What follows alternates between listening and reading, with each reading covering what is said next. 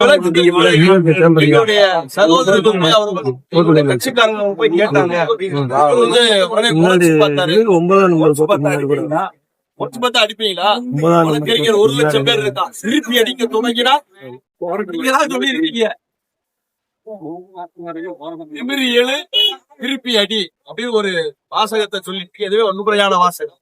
அதே ஆளுங்க நீங்க என்ன பண்றீங்க? நீங்க வண்டியை இழு, டேங்க்ல மேலும் சொல்லி பண்ணீங்க. தவறான நீங்க டேங்க்ல வளம் கழிக்கப்பட்ட விஷயம் உடனடியா ஒரு சமூகத்தின் சொல்லுங்க. அதே போல உங்களது வழக்கறிஞர் தாக்கப்பட்ட விவகாரமாக இருக்கு. நான் தாக்கவே இல்லைன்னு பச்சையா போய் சொல்றேன். முழு பூசணிக்காய சோத்துல மறைக்கிற வேலையை நீங்க பண்ணிட்டு இருக்கீங்க. உண்மையிலேயே ஒரு நியாயமான தலைவராக இருந்தால் மன்னிப்பு கேட்டிருக்க வேண்டும். ஆட்சியாளர்கள் அவர் மீது ஏன் வழக்கு பதிவு செய்யவில்லை? ஒரு வழக்கறிஞருக்கே நீதி வாங்கி தர முடியாத நாம் எத்தனையோ வழக்குகளை சூமோட்டோவா எடுத்துட்டு இருக்காங்க. ஒரு வழக்கறிஞருக்கு நீதி வாங்கி தர முடியவில்லை என்றால் நாமெல்லாம் உண்மையிலே வழக்கறிஞராக இருப்பது அவமானகரமான விஷயம். உடனடியாக இந்த வழக்கிலே திருமாவளவன் மீதும் அவருடைய வாகனத்தை பறிமுதல் செய்ய வேண்டும், அவர் மீது வழக்கு பதிவு செய்யப்பட வேண்டும். அடித்த அத்தனை நபர்கள் நடவடிக்கை எடுக்க வேண்டும். அப்படி நடவடிக்கை எடுக்கப்படாத பட்சத்திலே விசிக என்ற கட்சியினருக்காக வழக்கறிஞர் கூடாது. அதுவே தார்மீக கடமை.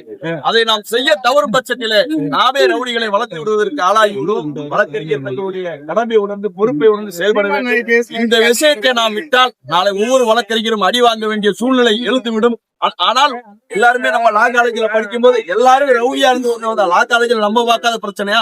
மற்ற கல்லூரிகளை விட லா காலேஜ் போராட்ட களத்திற்கும் சொந்தமானது. அத்தனை பேரும் நலம் கண்ட மாவீரர்கள். நாம் ஒருவேளை திருப்பி அடிக்க நினைத்தால் திருமாவளவன் இதை யோசித்துக் கொள்ள வேண்டும் என்று சொல்லி உடனடியாக அந்த வழக்கறிஞரை தாக்குதல் நடத்திய அந்த நபர்கள் மீது கடுமையான நடவடிக்கை எடுக்கப்படும் என்பதை தெரிவித்துக் கொண்டு மற்ற மூத்த வழக்கறிஞருக்கு வாய்ப்பளித்து விடுகிறேன்.